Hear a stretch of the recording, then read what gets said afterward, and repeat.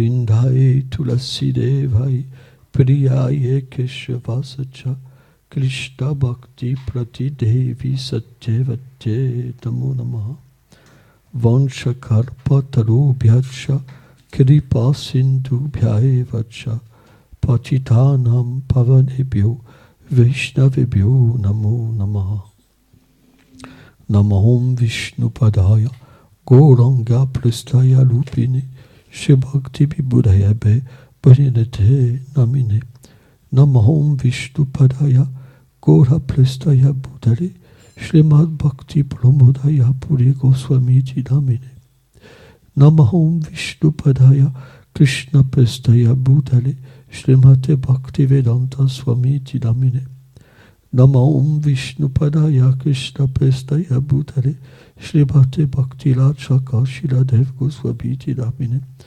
Namahom Vishnupadaya Krishna Prastaya Bhutale Shrimate Bhakti Siddhanta Sarasvati Namine Shai Shri Brahma Madhvagodya Sarasvat Sampradaya Ki Jai. Nous allons lire un verset du Srimad Bhagavatam.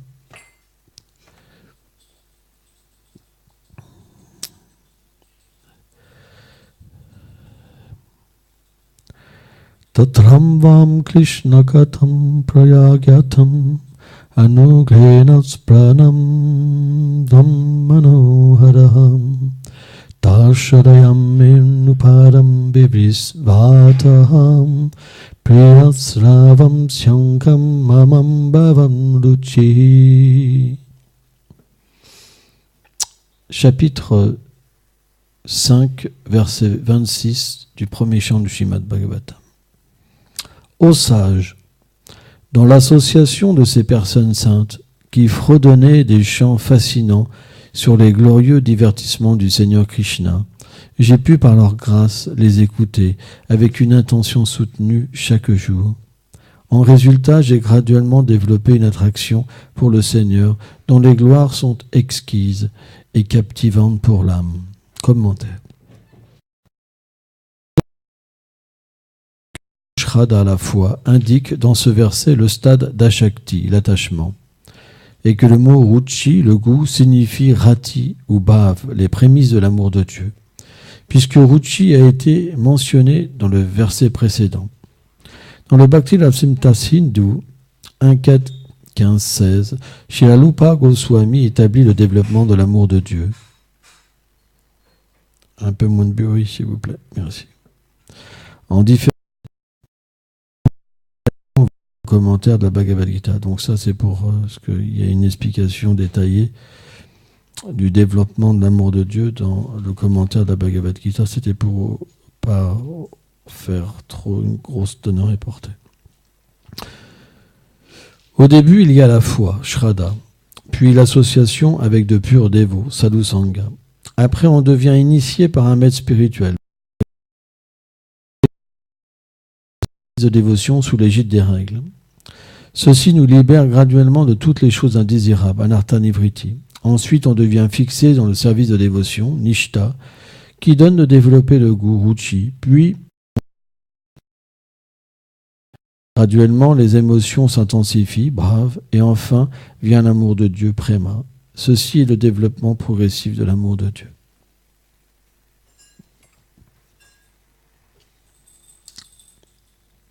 Jai Shri Nishingadev Bhagavan Ki.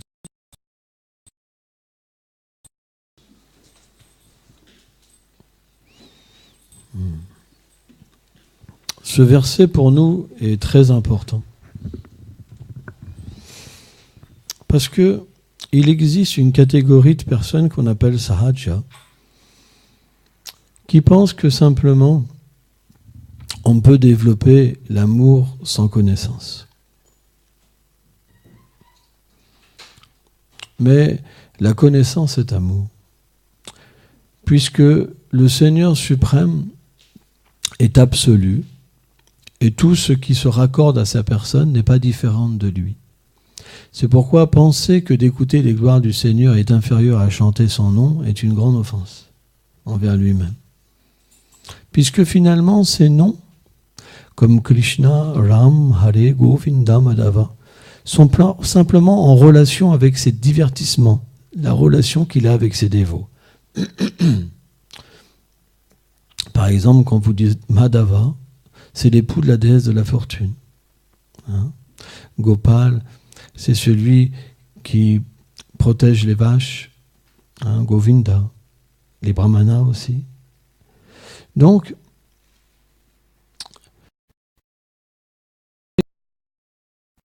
que l'extension, ce qu'on appelle la connaissance, n'est simplement qu'une compréhension de ce que signifie le nom, la forme, les attributs et les divertissements du Seigneur suprême. C'est pour nous amener graduellement à quitter une plateforme matérielle, pour nous élever graduellement au stade de l'attachement. Or, ce verset décrit que sans pour le Seigneur suprême. Je vais vous donner un exemple matériel, purement matériel. Quand vous voulez aller dans un endroit, c'est que vous avez entendu parler de l'endroit. Vous parlez du Brésil, qu'il y a une douce brise, des plages magnifiques, avec des cocotiers, avec des fruits qu'on peut cueillir, les gens sont vraiment sympas, tout est merveilleux. Automatiquement, vous... Mais ce désir n'apparaît qu'après avoir entendu, reçu la connaissance sur ce lieu. Et quand ce désir se manifeste, naturellement l'action d'y aller et le fait du lieu devient concret. Et bien de la même manière, quand on entend parler du Seigneur suprême, les gloires du Seigneur, ils sont ce qu'on appelle nirguna, au-delà de la nature matérielle. Ils ont le pouvoir véritablement d'entrer dans le cœur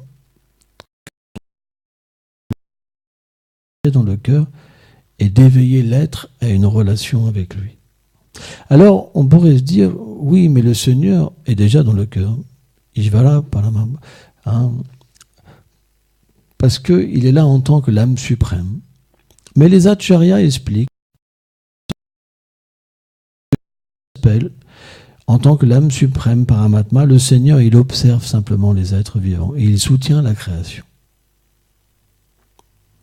Il n'est pas dans ce rôle de distribuer le rasa, les doux sentiments d'amour.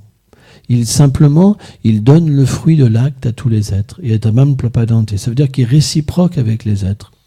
Donc, selon votre qualification, vous aurez une réalisation du Seigneur parce qu'il va réciproquer avec votre désir. Mais votre désir n'est pas pur. Aucune âme conditionnée n'a un désir pur. Et même la réalisation du Brahman ne permet même pas d'avoir un désir pur. Parce que dans le stade du Brahman, c'est dépourvu de variété spirituelle et de rasa, de doux sentiments. On est simplement dans le soi.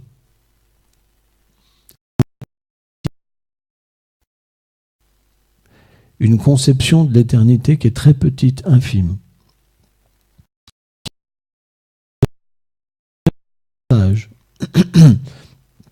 Ils peuvent, par cette réalisation, véritablement devenir libérés d'un certain niveau de l'énergie matérielle, à un certain niveau. Parce que le stade de la libération parfaite, c'est quand l'âme, elle peut exprimer sa réalité, sa forme éternelle, son nom éternel, ses attributs éternels et entrer dans les divertissements du Seigneur. Avant, c'est pas une parfaite libération. En fait, Vishwanath Chaitanya Thakur, il dit c'est le stade de la vertu. Brahmabhuta prasanatma nasochati nakonchati. On devient complètement immergé dans la félicité. Vishwanath Atmatadva. Donc c'est déjà quelque chose d'inconcevable. C'est expliquer qu'on devient complètement libre de conception matérielle. C'est très proche de la transcendance. C'est de l'univers matériel. On ne comprend pas le Seigneur suprême. On ne comprend pas la relation avec lui. On ne comprend pas le sentiment de ses dévots éternels. On ne comprend pas notre place dans ce monde. Les gens sont simplement à ce niveau-là, la plupart. Ceux qui pratiquent le yoga, etc. C'est le maximum. Sans ça, après, c'est ce qu'on appelle Vaishnava. C'est très rare. Les gens sont réalisés jusqu'à un certain point. Mais c'est très, très, très, très rare. Donc, Narada Muni, dans ce divertissement, parce que Narada Muni, c'est un associé du Seigneur Madhu Mangal dans les divertissements de Krishna, qui se manifeste dans différentes formes. Et Narada Muni, donc, il voyage dans tous les univers. Il peut aller sur les planètes, les nombreuses planètes du Seigneur éternel, au-delà des univers matériels, et voir le Seigneur comme il désire. Il a même reçu de Radharani une vina spéciale. C'est que dès qu'en fait il chante sur la vina, il peut aller là où il veut. Et il délivre tous les êtres. Et dans ce divertissement, quand il était enfant, parce que parfois ces grands êtres, en fait, naissance pour un divertissement particulier, et pour nous enseigner, ils atteignent la réalisation spirituelle alors qu'ils sont déjà des âmes réalisées. Bhaktivedanta Swami Prabhupada explique ça dans le 4e chant du Srimad Bhagavatam. Et il explique que les associés du Seigneur viennent dans ce monde et ils paraissent conditionnés et ils acceptent alors la dévotion et ce processus qu'on vient de voir et se réaliser, et en fait ils atteignent simplement ce qu'ils sont éternellement. C'est difficile à comprendre, mais de cette manière-là, le Seigneur peut enseigner aux êtres la progression spirituelle et que tout le monde peut y arriver. Mais en fait, ce n'est pas des êtres ordinaires. Le Seigneur les met dans cette situation-là pour que tout le monde se dise et tout le monde soit attiré. Parce que si c'était simplement ces associés qui venaient et qu'ils étaient sous leur forme éternelle, ça ne serait pas possible. Déjà, les gens ne pourraient même pas les voir, quoi, les percevoir. Ce ne serait pas possible. Un aspect humain, en fait, pour enseigner la dévotion. Et là, Narada Muni, il explique dans cet enseignement, en fait, que c'est parce qu'il avait écouté pendant plusieurs jours ces sages parler. Ils étaient restés 4 mois, le temps de la période de Chaturmasya, dans les pluies, et sa mère, en fait, elle était aubergiste, quoi. Elle tenait une espèce d'ashram, où elle était une servante et elle donnait à manger. Et le fait de manger les restes des nourritures des Vaishnavas et le fait d'entendre les gloires du Seigneur, il avait été juste comme ça libéré. Pouf, fini. Plus de désir matériel. C'est pour vous dire l'importance de l'écoute. Juste chanter ne suffit pas, parce que vous allez chanter avec votre conception. Et si la conception n'est pas pure, vous ne pouvez pas avoir la réalisation du Seigneur. Parce que le Seigneur réciproque selon notre façon de venir à lui. Donc si nous pensons qu'il est impersonnel, il vient comme le Brahman. Si nous pensons qu'il est juste dans le cœur de tous les êtres, il vient en tant que Paramatma. Mais si nous pouvons comprendre qu'il est une personne éternellement, alors pourquoi la connaissance est tellement importante? On dit que la connaissance, c'est comme la graine. Et le chant du nom du Seigneur, c'est comme l'eau. Il faut les deux. Parce que quand vous chantez, il faut vous absorber dans les activités du Seigneur suprême.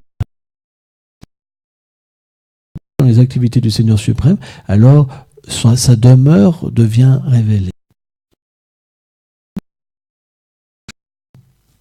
Par exemple, vous pouvez voir les perroquets de Radha et Krishna chanter pour qu'ils se réveillent. Vous pouvez voir leur plumage, vous pouvez voir de quelle manière ils versent des larmes, de quelle manière, quand ils voient Radha et Krishna, leurs ailes, parce que c'est comme si ils avaient pris un bain d'extase, en fait, en voyant Radha et Krishna. Ils s'immergent dans un océan d'extase, comme ça. Et en fait, même les animaux, en fait, c'est comme si ils avaient vraiment pris un bain d'extase. Et simplement, sous l'ordre de Vrindadevi, alors ils commencent à glorifier d'abord Krishna. Ils font des poèmes. Et de quelle manière il peut captiver Radharani. Donc il y a le perroquet mâle qui est expert à glorifier Radharani, Krishna. Et le perroquet femelle, lui, il est expert à décrire les qualités de Radharani. Donc il y a comme une compétition d'amour, en fait, pour réveiller le couple divin. Mais ça, si vous n'avez pas de rasa en vous, de doux sentiments d'amour, ça ne vous attirera pas. Vous serez plus attiré par la grandeur. Donc chacun, selon les vies passées, on a une qualification. Le rasa, ça veut dire l'attirance pour les doux sentiments que le Seigneur a en fait. Bhaunam jamte papadante. Après des la mienne, alors on devient une âme libérée. Mais c'est très rare. Samatma Sudhu là-bas, il dit, c'est très, très, très rare. Parce que les gens, ils n'ont pas la qualification.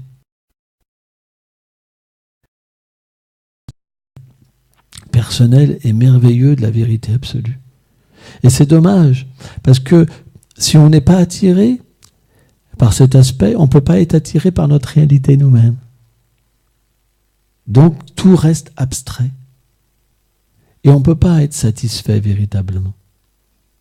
Parce que le Brahmananda, l'extase dans le Brahmananda, c'est comme un sommeil divin. Mais l'âme, elle n'est pas faite pour ce sommeil. Elle est faite pour être dans une dynamique toujours plus belle et toujours plus nouvelle, dans un océan, mais qui est harmonisé par des qualités merveilleuses.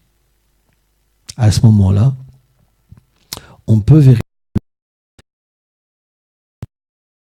le sentiment du Seigneur suprême. Parce que quand Radha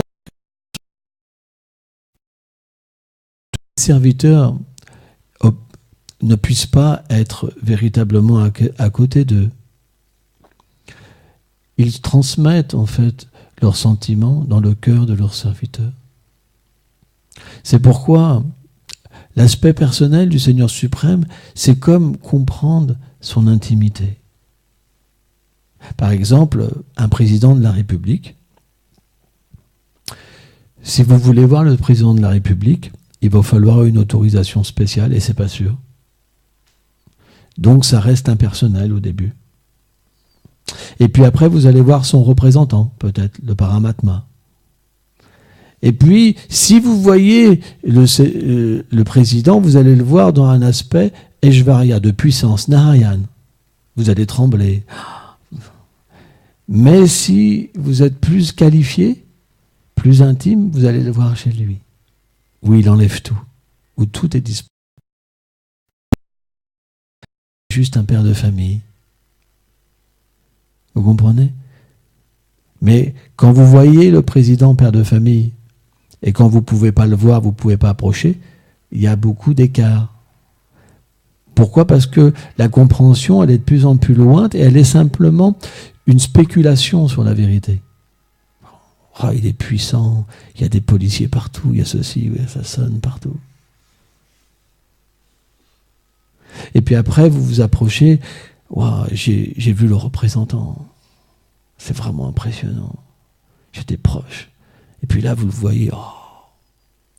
Il y a des gens comme ça qui vraiment sont impressionnés. Mais c'est une toute petite personne insignifiante. Et en plus imparfaite et pleine de défauts. Là, on parle d'une personne illimitée. Et c'est ça qu'est inconcevable, achintya. C'est que la vérité absolue, tout émane d'elle. Om Purnamadam. Tout émane d'elle, mais elle est une personne. Et ça, les gens, ils ne peuvent pas comprendre. Parce qu'au niveau matériel, quand on observe la nature matérielle, la forme, ça veut dire défaut.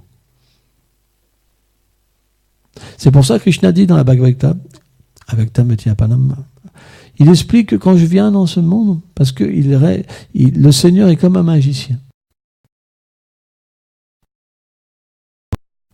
Il est tel un magicien. Il dit, Ils pensent que tout est Brahman, et quand le Seigneur vient, ce Brahman, il prend une forme temporaire. Son nom est Maya, sa forme est Maya, ses divertissements sont Maya, ses attributs sont Maya. C'est pour ça qu'on appelle Mayavadi. Mais il dit pour eux,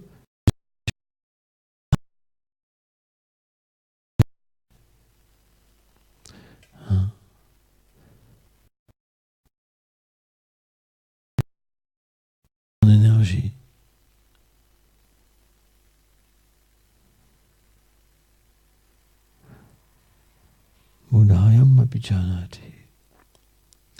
Donc, c'est très difficile de voir ce Seigneur suprême. Il faut une grande qualification. Il faut être détaché de toute conception matérielle, de tout attachement. Parce que le monde du Seigneur suprême, c'est un monde où tout est fait par lui et pour lui. Dans le monde matériel, on pense que tout est fait par moi. Et un objet, vous dites c'est moi qui l'ai fait. Mais finalement non, parce que l'âme, la force, elle vous est donnée, les éléments matériels vous sont donnés. C'est juste une illusion. Et quand vous dites c'est à moi, c'est complètement faux, parce que tout appartient au Seigneur suprême. Donc déjà, c'est une première base. Il faut tout enlever. À partir de là, quand vous êtes sorti de l'illusion de penser c'est ma fille, c'est mon fils, c'est ma mère, c'est ceci, vous pouvez commencer à servir le Seigneur suprême. Mais sans ça, c'est pas possible. En étant attaché, comment on va relationner avec le Seigneur suprême? Pour avoir quelque chose. Parce qu'il nous manque quelque chose. On va vouloir la félicité, on va vouloir des biens matériels. Mais c'est un commerce. Ce Seigneur suprême de cette manière-là. Quand vous voulez la libération ou l'atteinte du paradis, c'est la même chose, c'est un commerce. Vous voulez être libéré sans Dieu et avoir un lieu sans Dieu, où tout est merveilleux. Mais dans ces plateformes d'existence, on ne peut pas comprendre l'intimité du Seigneur, puisque vous n'existez pas pour lui. Pourquoi il existerait pour vous? Vous comprenez? Samoham Savabu Teshu Navivisosnya Priyam.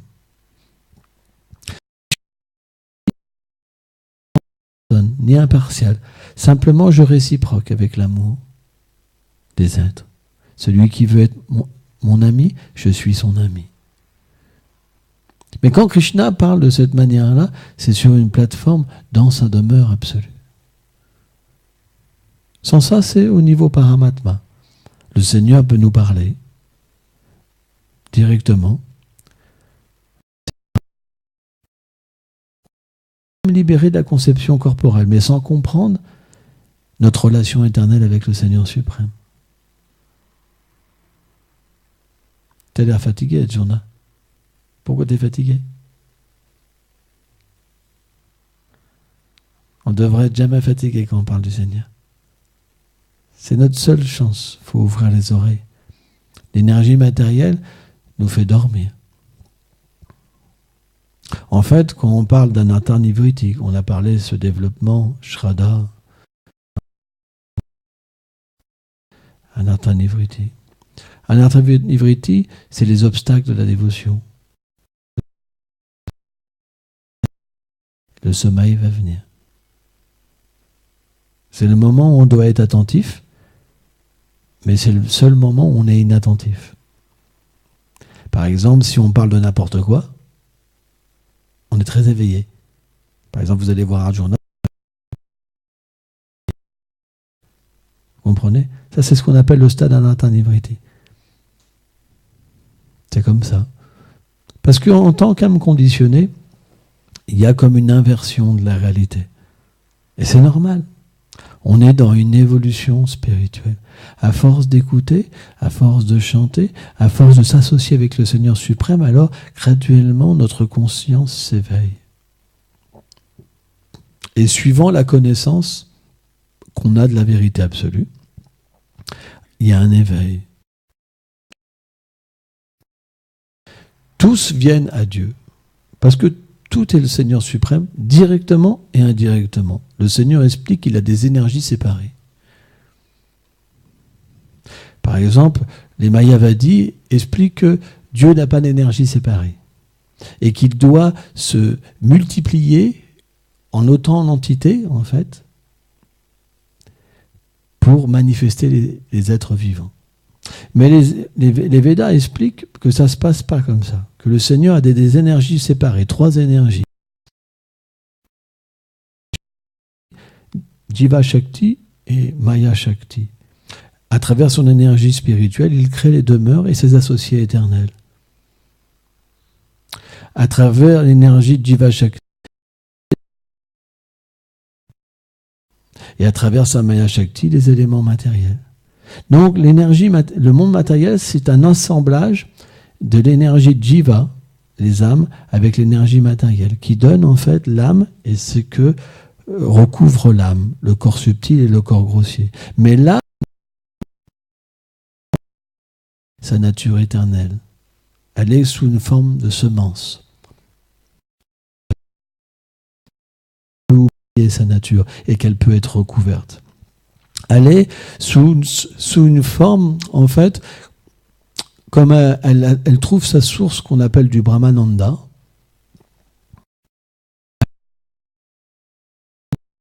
Cette félicité, mais en rapport avec le Brahmananda. C'est pour ça que, en méditant simplement, on peut réaliser le Brahman facilement.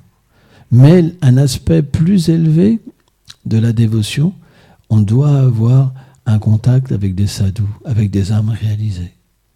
Parce que l'âme réalisée va nous permettre d'éveiller ce désir d'atteindre cette perfection. Or, l'âme qui est comme un fœtus, quand elle devient fécondée par la connaissance spirituelle et la félicité liée à l'amour de Dieu, alors elle manifeste sa forme. C'est le but de l'existence. Il n'y a pas de plus haut but. Dans la demeure du Seigneur, cette demeure, elle est illimitée et toujours croissante. Et là, goûter l'amour d'une manière illimitée et toujours croissant et diversifié. C'est pourquoi notre but, il est préma, le pur amour. Or, ce but, il n'est pas un but religieux.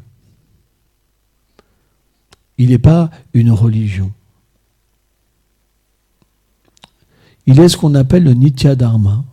Nitya, ça veut dire ce qui est éternel et qui ne bouge pas. Vous pouvez être chrétien, vous pouvez être musulman, vous pouvez être hindou, bouddhiste. Et le lendemain, un bouddhiste peut être hindou, et un hindou peut devenir un bouddhiste, ou un bouddhiste devenir chrétien, et un chrétien musulman. Et vous comprenez ce que je veux dire? Mais ce qu'on appelle Nitya, c'est la nature de l'âme.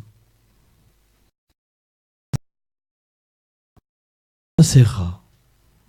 Parce que la plupart des gens qui vont vers Dieu s'identifient à une institution, s'identifient à une caste, s'identifient à quelque chose et développent la haine au nom de Dieu. Ou au nom de Dieu, ils font des choses qui ne sont pas belles et qui dissimulent comme des hypocrites. Il y a beaucoup ça dans l'âge de Kali. Beaucoup de choses comme ça. Mais il y a aussi des êtres véritables. Par exemple, il y avait un grand dévot qu'on appelle Arjuna Mishra. Et lui, c'est quelqu'un, sa dévotion envers Krishna, c'était de lire toujours la Bhagavad Gita. Toujours, il avait une grande foi dans la Bhagavad Gita. Une très grande foi. Et des pluies torrentielles. Et il avait l'habitude de... Parce qu'il pleuvait tellement, il ne pouvait pas aller mendier. Et donc sa femme, à un moment, au bout de 3 jours, ils n'avaient pas mangé quand même. Elle a été le voir et dit, mais tu ne peux pas rester comme ça. Il faut que tu ailles mendier. Les enfants, on va tous mourir. Et là, il lui dit, le Gakshema vient. Il dit, oh, le Seigneur, il maintient tout le monde. Il suffit juste d'absorber en lui.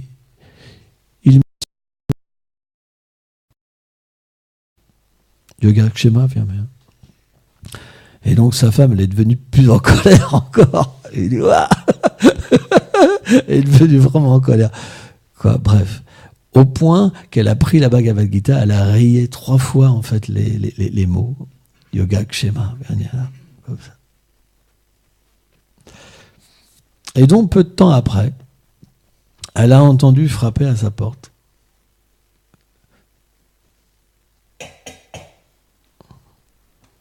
Et donc, elle a ouvert la porte. Et elle a vu 2 enfants.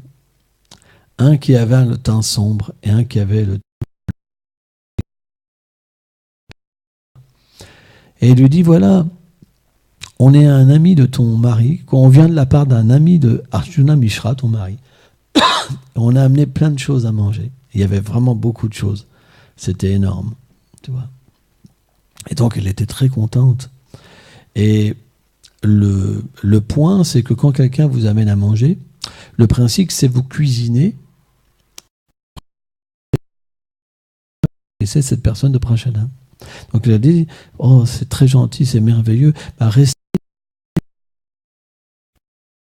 Et là, le garçon sombre, il lui a dit, oui, mais le problème, c'est que je peux pas manger.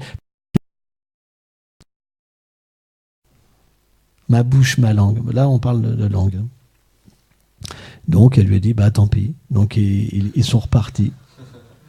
Et quand Arjuna Mishra donc, est arrivé, et donc il a vu toutes les denrées alimentaires, c'était vraiment l'opulence, hein, comme un gros magasin carrément. Tu vois le truc, de passer à rien manger, une opulence comme ça, c'était un contraste. Il a dit, mais un qui avait le teint sombre et un qui avait comme la tu les invitais à manger, c'est ça?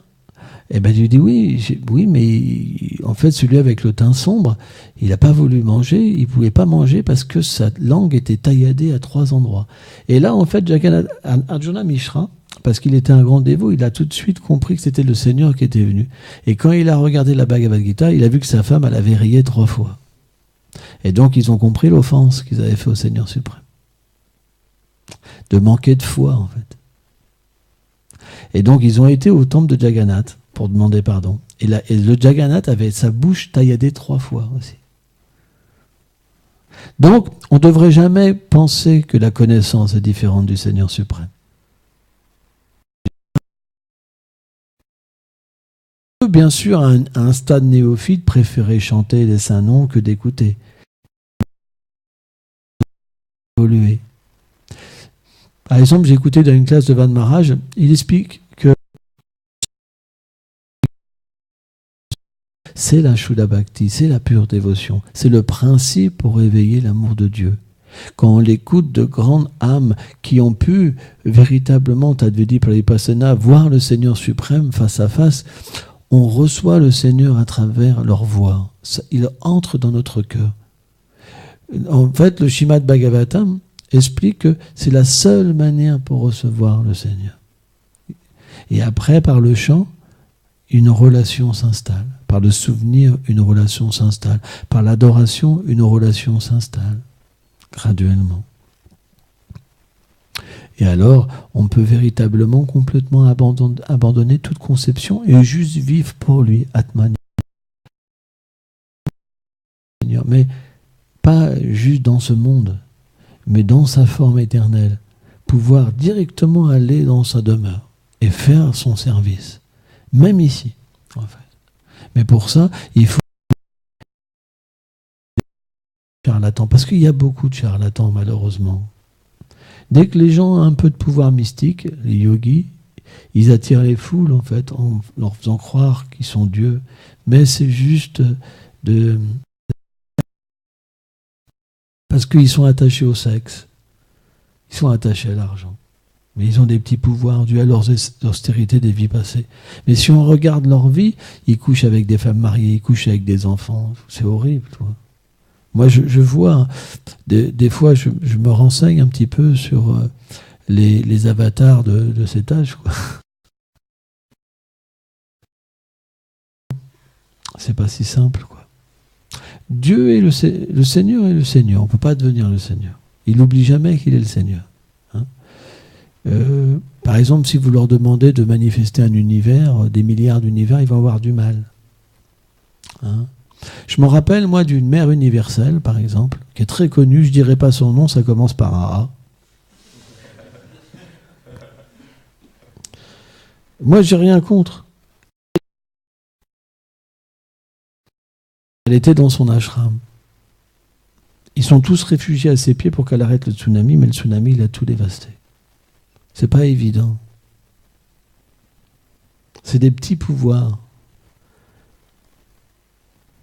Donc quand le Seigneur nous donne un pouvoir, on peut être ce qu'on appelle Saktyavesh Avatar. Ça veut dire on reçoit un pouvoir de Dieu, mais on n'est pas Dieu. On reçoit un pouvoir. On ne devrait pas se faire adorer comme le Seigneur suprême. La mère universelle, c'est Shrimati Radharani. L'énergie interne du Seigneur suprême. Elle s'expand en tant que les reines de Dwarka, Lakshmi, Devi, Durga dans l'univers matériel. On peut recevoir un pouvoir, mais on n'est pas ça. Parce que Krishna, il fera toujours voir qu'il y a un problème. Il est expert. Sur d'autres, il donne, par exemple, sannyas à des personnes, et il considère que c'est devenu des gopis, il couche avec les sannyasis, par exemple.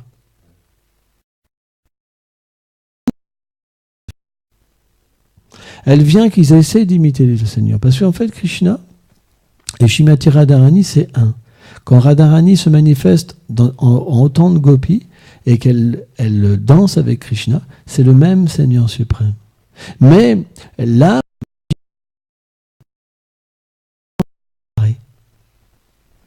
vous comprenez? Quand le Seigneur est avec Radharani, il est avec lui-même. Il n'y a pas Kama, la concupiscence, il y a Prema. Donc quand on veut imiter le Seigneur suprême, ça devient horrible. En fait. Et c'est vraiment une source vraiment d'égarement, et ça détruit toute chose. C'est pourquoi l'écoute du divertissement du Seigneur de la bouche des sadhus véritables, elle va nous permettre de comprendre tout qu'il y a chez les autres et de pouvoir avancer graduellement d'une manière authentique et de devenir un serviteur et exister pour son seul bonheur. À ce moment-là, on est dans une position véritable. Mais si on prend ce qu'il nous donne à des fins personnelles, alors on est déchu. C'est pourquoi, comment dire, si le Seigneur nous donne quelque chose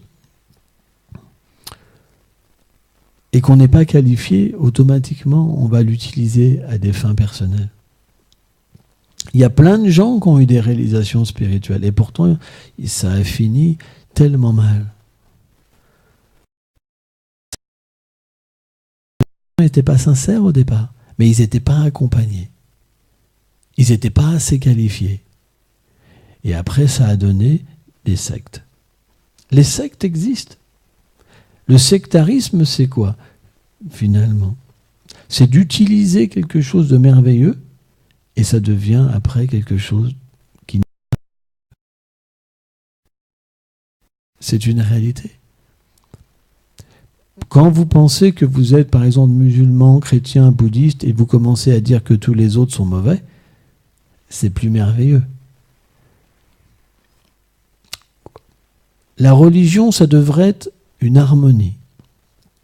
Or, ce n'est pas le cas. Ils se sont toujours battus les uns avec les autres. Donc, être véritablement en relation avec le Seigneur suprême, ça veut dire la conception corporelle de l'existence. Nous ne sommes pas le corps. Comprendre quelle est la nature de l'âme. Alors le Seigneur n'a pas qu'un aspect, il a beaucoup d'aspects. Et selon la nature de l'âme, elle a une relation éternelle avec le Seigneur. Et on trouvera notre place sans déranger les autres. en acceptant que même les gens, ils peuvent avoir tous leurs désirs qu'ils veulent. Parce que le Seigneur, en tant que Paramatma, il comble tous les désirs. C'est comme ça. Et aussi comprendre que chacun dans ce monde prend les résultats de ses actes. Comprendre si on n'a pas un peu de pureté et de vision spirituelle. Parce qu'on va pouvoir se dire, mais comment c'est possible que Dieu laisse ces choses-là? En fait, le Seigneur nous donne l'univers matériel, mais il désire être le contrôleur et le jouisseur. Or, en prenant sa place, parce que ce monde matériel existe, pour ça, on commet des erreurs. Et ces erreurs-là, elles s'entrechoquent d'une vie à l'autre. J'ai rien fait, pourquoi ça m'arrive? Mais dans l'autre vie, on a accompli une erreur. Donc, quand il n'y a pas de connaissance, on devient confus. C'est pour ça qu'on a besoin de la connaissance. Parce qu'une fois que la connaissance est véritablement déposée dans notre cœur et qu'elle devient réalisée, alors on voit simplement gourou dans toutes les situations. On peut apprendre de toutes les situations. Et si on voit quelqu'un nous attaquer, on comprend que c'est dû à une cause externe. Donc on arrête de se défendre et perdre du temps dans ce monde à gagner de l'argent. Celui qui passe notre vie à penser qu'il faut de l'argent, de l'argent. Il y a des gens qui meurent comme ça. Ils n'ont jamais pu avoir ce qu'ils voulaient dans leur vie.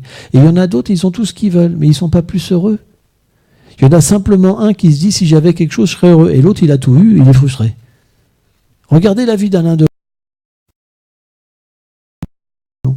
Alain Delon, il dit, j'ai eu des femmes, j'ai eu l'argent, j'ai tout eu. Et pourtant, je suis frustré. La seule chose que j'ai, c'est mon chien. C'est ma vraie amie. C'est la conclusion d'Alain Delon.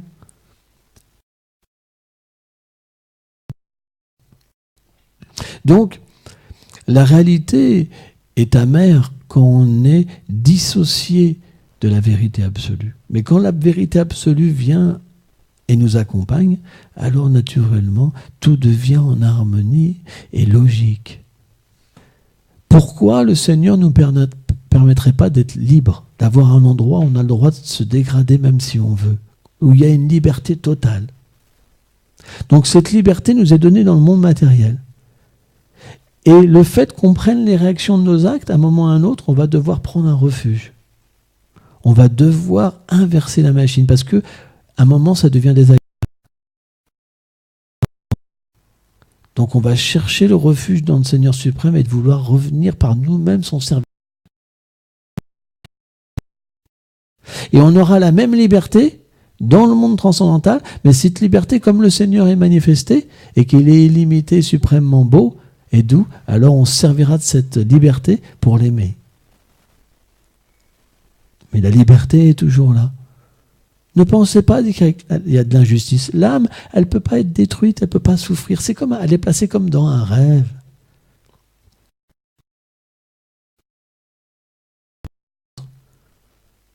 Quand elle paye quelque chose, elle doit souffrir, elle perd les actes mauvais qu'elle a fait dans une vie passée. Et après, elle peut avoir une destination meilleure. Simplement, c'est l'ignorance qui nous fait voir le bonheur et le malheur. Et tant qu'on reste dans cette ignorance, on ne peut pas aller vers le Seigneur parce qu'on sera toujours confus. Donc, sans connaissance, on ne peut pas chanter purement. C'est pour ça que les sahajas, pour faire une boucle, ils ne peuvent jamais comprendre l'âme véritable et le Seigneur suprême.